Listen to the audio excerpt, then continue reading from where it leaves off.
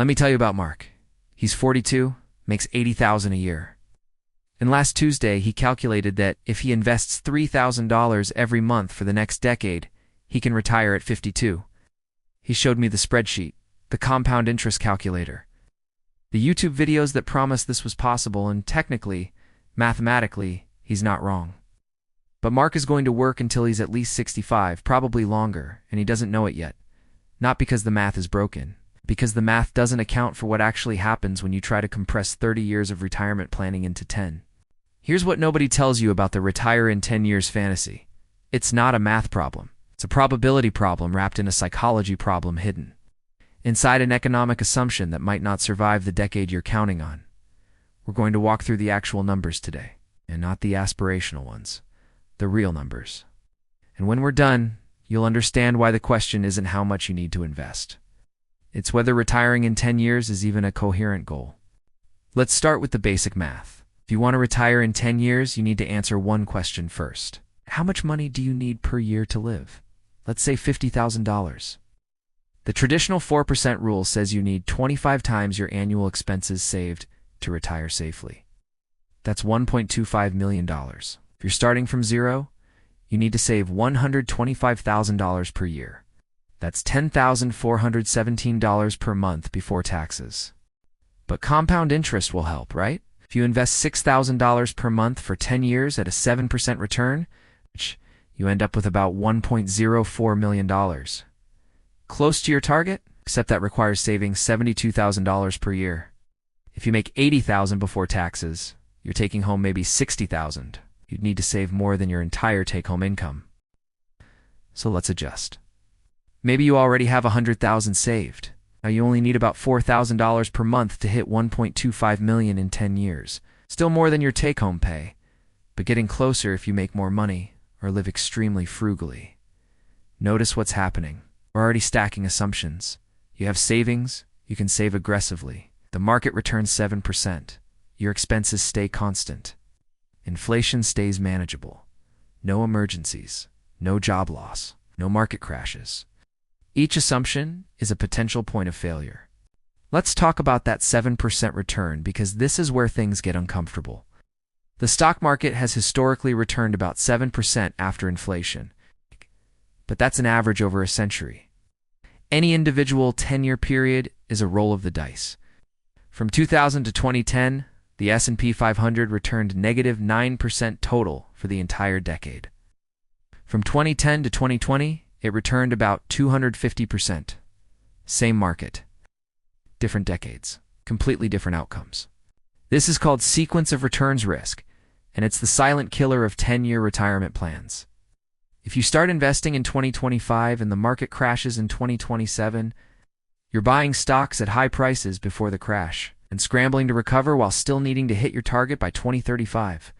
Your monthly contributions can't catch up. If the market crashes in 2033, 2 years before retirement, you've accumulated wealth and watched it evaporate right when you need it most. Imagine this. It's 2027. You've saved $100,000. The market drops 40%. Your portfolio is now worth $60,000. You keep investing. By 2029, you're back to even. By 2035, you hit your target. You retire with $1.25 million. Now it's 2036. 1 year into retirement, the market drops 40% again. Your portfolio is worth $750,000. You're withdrawing $50,000 per year, so you're selling stocks at depressed prices. Those shares never participate in the recovery. Your portfolio might never recover enough to sustain your retirement. This happened to people who retired in 2007 or 1999. The 4% rule assumed a 30-year accumulation period that gave you time to recover. When you compress that to 10 years, your gambling your decade doesn't include a crash. Let's talk about what $50,000 actually means in retirement. Right now it feels modest but livable. But you're retiring at 52 and planning to live another 30 to 40 years. In 30 years, assuming 3% inflation, you'll need about $121,000 to have the same purchasing power. Your expenses more than double just from inflation. Here's another uncomfortable truth. Most people who successfully retire early don't do it by investing in index funds for 10 years. They do it by dramatically increasing income through business ownership or high-paying careers while cutting expenses to the bone. They're saving 60 or 70% of income, making $200,000 and spending $40,000. That's very different from making $80,000 and trying to save enough. Or they're redefining retirement, moving to a lower-cost country, living in a van, doing part-time work. They're not retiring in the traditional sense. They're shifting to a flexible lifestyle that requires less money. That's valid, but it's not what most people picture when they hear retire in 10 years. Let's run a realistic scenario. If you're 35, make $120,000, save $20,000 annually, have $200,000 saved, out, and want to retire at 45 on $40,000 per year? $20,000 per year for 10 years at 7% gets you $276,000. Your existing $200,000 grows to $393,000. Total portfolio at 45 is $669,000. You need $1 million. You're short $331,000. Save $40,000 per year instead. Now you hit $1.09 million. You've made it. Except you're saving $40,000 per year while taking home maybe $80,000 to $90,000. You're living on $40,000 to $50,000 while working. It's the same amount you plan to live on in retirement. You've essentially already retired from a spending perspective. You're just still going to work. This is the paradox. To retire in 10 years, you have to live like you're already retired for those 10 years. You can't have the lifestyle retirement will give you until you're retired. But you're already living that lifestyle to save enough. It only makes sense if you deeply hate your job more than you hate extreme frugality. Then there's healthcare. If you retire at 50 in the US, you have 15 years until Medicare. Private insurance costs $1,000 to $2,000 per month. That's $12,000 to $24,000 per year from your retirement budget. Your $50,000 budget becomes $65,000 to $70,000. Your required nest egg jumps from $1.25 million to $1.6 million. Here's what I think is actually happening with the retire in 10 years narrative. It's not a financial plan. It's a coping mechanism for people who hate their jobs. The fantasy makes the present bearable. The spreadsheets give the illusion of control. But the math doesn't work for most people in most circumstances, and deep down they know that.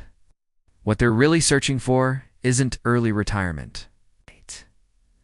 It's permission to imagine a different life. Maybe that's okay. Maybe the value isn't actually retiring in 10 years. Maybe it's developing better financial habits, increasing savings, learning about investing. Maybe in 10 years you don't retire, but you have enough saved to switch to work you enjoy, or take a year off, or work part-time. Maybe it was never about stopping work completely. It was about gaining options. So what's the answer? How much do you need to invest every month to retire in 10 years? For most people with normal income and expenses, the honest answer is more than you can afford. The math requires extreme savings rates, perfect market conditions, and low expenses that are effectively impossible without extraordinary income, extraordinary frugality, or extraordinary risk-taking.